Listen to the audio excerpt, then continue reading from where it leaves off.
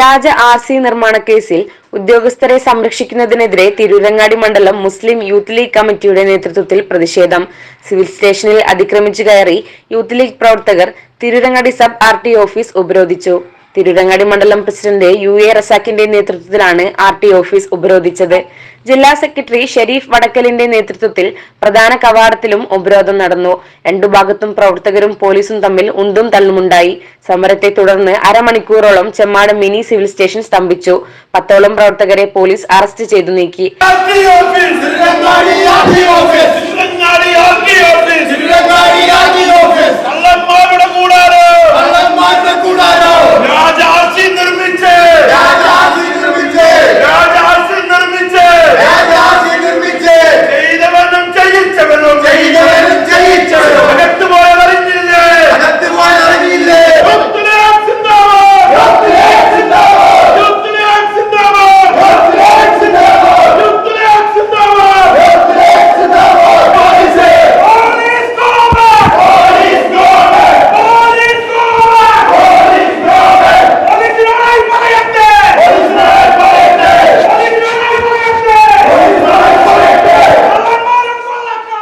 പ്രതികളായ ഉദ്യോഗസ്ഥരെ മുഴുവൻ നിയമത്തിന്റെ മുന്നിൽ കൊണ്ടുവരുമെന്ന തിരൂരങ്ങാടി CI ശ്രീനിവാസിന്റെ ഉറപ്പിന്മേലാണ് സമരം അവസാനിപ്പിച്ചത്.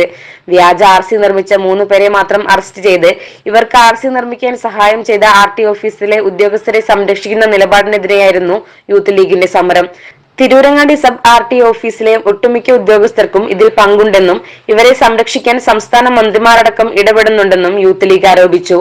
സമരത്തിന് PM Salim, CK Muneer, Usman കാച്ചടി, Askar Ooppattil, Ayyub Thalappil, CH Abubakar Siddique, K മുഈനുൽ ഇസ്ലാം, PK സൽമാൻ, അബ്ദുൽ നാസർ വെന്നിയൂർ, സലാഹുദ്ദീൻ തേറമ്പിൽ, അലി കുന്നത്തേരി, ബാപ്പുട്ടി ചെമ്മാട്, ജാഫർ കുന്നത്തേരി തുടങ്ങിയവർ നേതൃത്വം നൽകി.